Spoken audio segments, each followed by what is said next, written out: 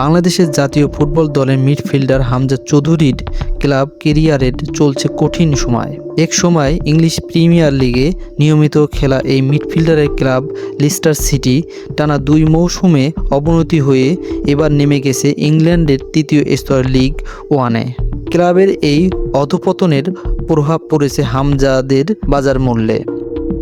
Transfer মার্কেটের সর্বশেষ হালনাগাদ অনুযায়ী তার বর্তমানে বাজার মূল্য 40 লাখ ইউরো।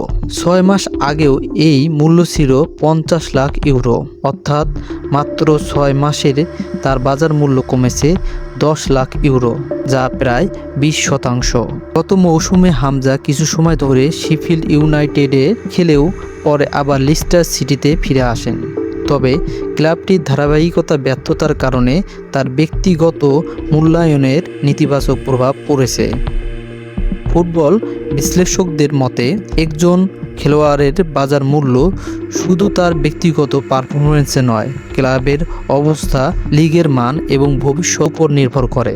তাই লিস্টারের অবনতির কারণে হামজার মূল্য কমে যাওয়ার মূল কারণ।